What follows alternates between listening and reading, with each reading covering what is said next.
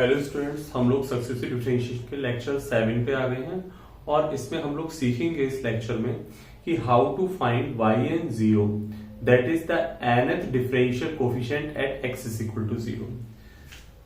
देखिए इसमें बेटा हम लोग इसको समझने से पहले इसका एल्गोरिथम समझेंगे कि किस प्रकार से हम इसको yn0 कैलकुलेट करते हैं।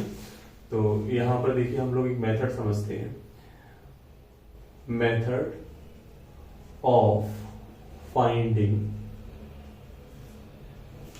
of finding nth differential coefficient at x is equal to 0। x is equal to 0 पर nth differential coefficient that is हम समझ सकते हैं कि yn0, इसका मतलब yn0। मेथड समझने से पहले मैं आपको एक एग्जांपल बताता हूं जिससे हम लोग मेथड क्लियर करेंगे। जैसे हम लोगों ने ये माना कि जैसे कि आपने देखा होगा कि हम लोग पहले 2 टाइम डिफरेंशिएट करते हैं, देन लेबनिज थ्योरम लगाते हैं और लेबनिज थ्योरम लगाने के बाद आपके पास कुछ इस तरीके का रिजल्ट बनता है। फॉर एग्जाम्पल ऐसा कुछ रिजल्ट बनता है जैसे 1 + x² yn + 2 + 2n या ये मान लीजिए yn + 1 x 2n + 1 और कुछ ऐसा n² - m² yn is equal to 0। कुछ ऐसा बेटा लास्ट में कुछ ऐसा रिजल्ट बन के आता है। ठीक है, अब क्या करेंगे, देखिए हमको yn0 कैलकुलेट करना है। तो इसके लिए पहले हम लोग एग्जाम्पल से हम समझ रहे हैं इसका प्रोसेस क्या रहेगा। इसके लिए देखिए क्या करेंगे, putting x is equal to 0 put कर दे रहे हैं इसमें, putting x is equal to 0। जब x is equal to 0 put करेंगे बेटा तो ये आएगा, यहां 0 हो जाएगा, ये yn + 2 एट 0 सफिक्स में लगा देंगे at x is equal to 0। अब यहां 0 पर कैलकुलेट कर रहे हैं, यहां तो x बराबर 0 लगाएंगे तो ये 0 हो गया, इंटू 1 हुआ तो 1 × yn + 2 at 0 yn + 1 at 0 x बराबर 0 पुट करेंगे तो बेटा ये पूरा ही 0 हो जाएगा है। और यहां n² - m² yn0, ठीक, इज इक्वल टू 0। yn + 2 0 इस टर्म को उठा के बेटा राइट हैंड साइड में लेकर जाते हैं तो माइनस का n² - m² yn0, ठीक है। माइनस को अंदर कर दे रहे हैं, yn + 2 at 0 is equal to m² - n² yn0, ठीक है। बेटा हमको यहां पर कैलकुलेट करना है yn0, तो यहां पर मुझे क्या करना है, यहां yn लेकर आना है, मतलब yn0 चाहिए तो n चाहिए इसके सफिक्स में, और लेकिन यहां n + 2 आ रहा है। तो ऐसा करते हैं, इसको अभी मैं इक्वेशन 1 दे रहा हूं और इस n को रिप्लेस कर दे रहे हैं बेटा n - 2 से, ठीक है। तो n - 2 से रिप्लेस करेंगे इक्वेशन 1 में, तो यहां क्या हो जाएगा, देखो n - 2 + 2 एट 0 और यहां लगाएंगे तो m² - n - 2 का होल स्क्वायर yn - 2 0, ठीक है। 2 से 2 कैंसिल, मतलब yn0 मिला m² - n - 2 का होल स्क्वायर yn - 2 0, ठीक है। तो yn0 तो मिलेगा। आप कहेंगे कि yn0 सर हमको कैलकुलेट करना है, लेकिन इसमें अभी yn - 2 एट 0 ये अभी अननोन है, मतलब इसको आपको कैलकुलेट करना होगा, इसकी वैल्यू आएगी। अब इसकी वैल्यू कैसे कैलकुलेट करेंगे, इसकी वैल्यू कैलकुलेट करने के लिए फिर हम इसी इक्वेशन में, इक्वेशन 1 में अब n की प्लेस पर बेटा कितना पुट कर दे रहे हैं, yn - 2 लेकर आना है और यहाँ प्लस का 2 है, तो n को रिप्लेस करेंगे किससे, n को रिप्लेस कर दो n - 4 से रिप्लेस कर दो, किसमें, इन इक्वेशन 1 में, ठीक है।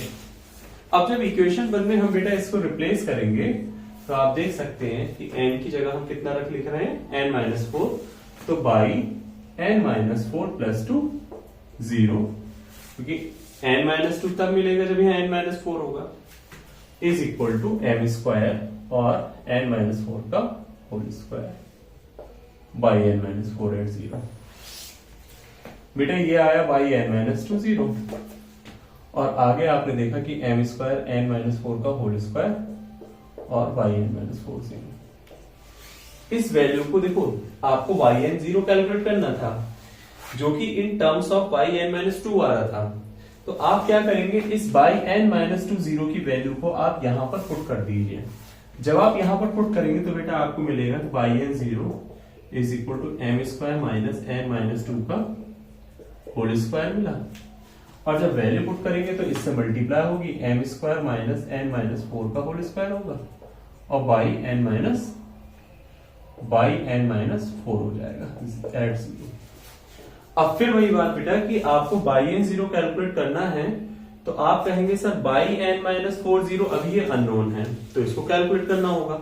और इसको कैलकुलेट करने के लिए हम लोग यहाँ पर एन को रिप्लेस अब दोबारा से किससे करेंगे बेटा, जैसे एन माइनस 2 से करा, अब फिर यहाँ पर एन को रिप्लेस कर देंगे एन माइनस 6 से रिप्लेस करेंगे बेटा। ठीक है, तो किसको करेंगे, इस वाली इक्वेशन को एन माइनस 6 से रिप्लेस कर देंगे, जहां एन आ रहा है वहां एन माइनस 6 रखेंगे। तो आप देखेंगे कि जब n माइनस 6 से रिप्लेस करेंगे तो बाई एन 0 ऐसा कुछ मिलेगा, एम स्क्वायर एन माइनस 2 का whole square, m square n minus 4 का whole square, m square n minus 6 का होल स्क्वायर, ऐसा कुछ बनेगा। और यहां पर जब वैल्यू पुट करेंगे तो यहां by n minus 6 n minus 6 at 0 आ जाएगा, ये बाई एन माइनस 6 0 आ जाएगा। तो फिर इसको कैलकुलेट करेंगे तो n माइनस 8 पुट करना पड़ेगा। तो बेटा जब हम इसमें लगातार वैल्यूज पुट करेंगे तो देखिए यहां पर क्या हो रहा है अल्टीमेटली, इतनी बात तो समझ में आ गई होगी अच्छे से। ठीक है, अब जरा ध्यान देंगे आप लोग,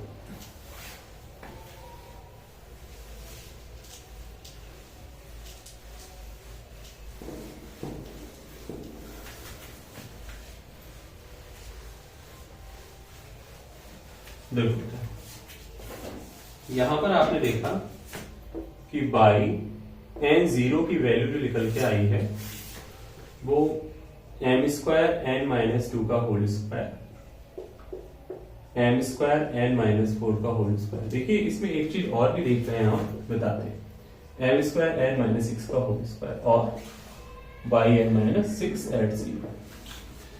जब आप इसकी वैल्यू, जैसे लास्ट में जो अननोन है, इसकी वैल्यू जब कैलकुलेट करते हैं और वैल्यू पुट करते हैं तो इन ब्रैकेटेड टर्म्स की जो ये आ रहे हैं इनकी आपस में मल्टीप्लाई होती जा रही है। क्लियर? दूसरी बात आप देख सकते हैं कि सबसे पहले हमने n माइनस 2 पुट करा, ठीक है, फिर n माइनस 4 पुट करा, फिर n माइनस 6 पुट करा। तो आप देख रहे हैं कि n में से पहले 2 सब्ट्रैक्ट है, फिर 4 सब्ट्रैक्ट है, फिर 6 सब्ट्रैक्ट है। तो बेटा ऐसे ही हम इसी प्रोसेस को आगे हम लगातार दोहराते जाए तो n में से टर्म कुछ ना कुछ कम होता जा रहा है ना। जब n में से कुछ ना कुछ टर्म कम होता जाएगा तो देखिए दो पॉसिबिलिटीज बनती हैं यहां पर।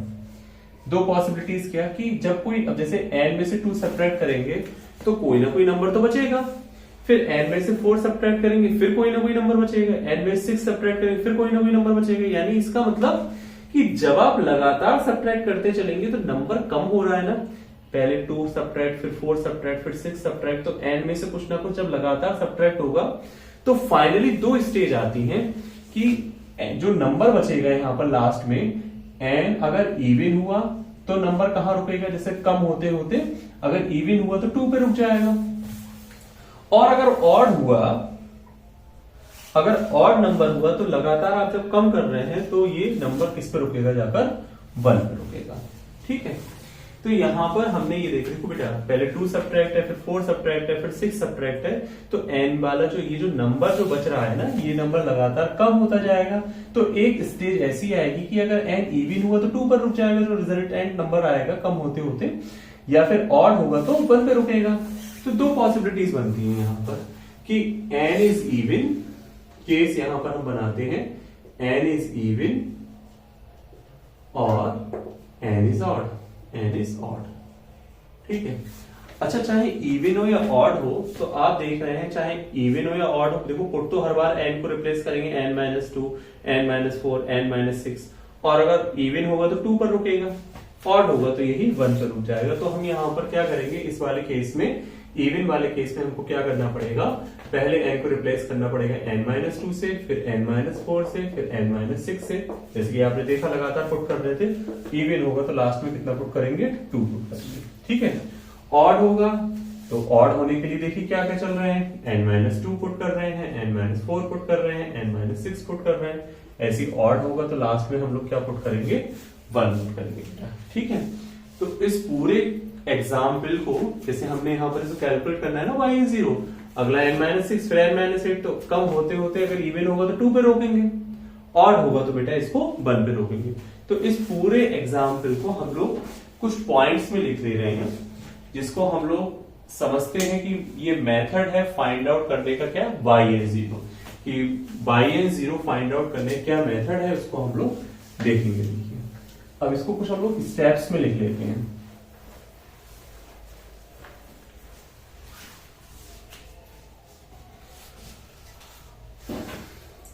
स्टेप फर्स्ट, सबसे पहला काम क्या है बेटा कि फाइंड y1, y2, yn+2, इन सभी को हम लोग फाइंड आउट करेंगे एट x = 0, ठीक है। स्टेप सेकेंड, ये फर्स्ट स्टेप था, सेकेंड स्टेप में बेटा क्या करना है आपको, केस बनाना है, 2 केस बनाएंगे। Case first, when n is odd, तो आपको करना क्या है, जो आप yn+2 कैलकुलेट करके बैठे हैं ना, इसी yn+2 में रिप्लेसिंग या रिप्लेस करेंगे आप, replace n by n-2, n-4, n-6 and so on. Odd के केस में लास्ट में 1 लगा देंगे, ठीक है। और जो टर्म्स आएंगे उनको कैसे लिखना है, मल्टीप्लाई करके लिखना है हर एक टर्म को जो भी आएंगे। क्यों हो रही थी मल्टीप्लाई, आपने देखा था जब हम yn-2 की वैल्यू पुट कर रहे थे तो पहले वाले टर्म के साथ मल्टीप्लाई हो गई थी, yn-4 की वैल्यू पुट करें तो पिछले वाले टर्म के साथ मल्टीप्लाई हो गई थी, इसलिए। Case second, when n is even, तो आपको करना क्या है कि yn+2 at 0 जो भी होगा उसमें आपको क्या करना है, रिप्लेस करेंगे, replace n by n-2, n-4, n-6 and so on, last में इवन होगा तो 2 पुट कर देंगे। ये बेटा 3 स्टेप्स हैं जिनसे हम y0 कैलकुलेट करते हैं। पहला स्टेप y1, y2, yn+2 को 0 पे कैलकुलेट करो, फिर इवन और ऑड के लिए n को रिप्लेस करेंगे n-2, n-4, n-6 dot dot dot 1 odd के केस में, और लास्ट में इवन के केस में 2 पर n के प्लेस पर 2 लिख देंगे, ठीक है। ये इसका प्रोसेस है।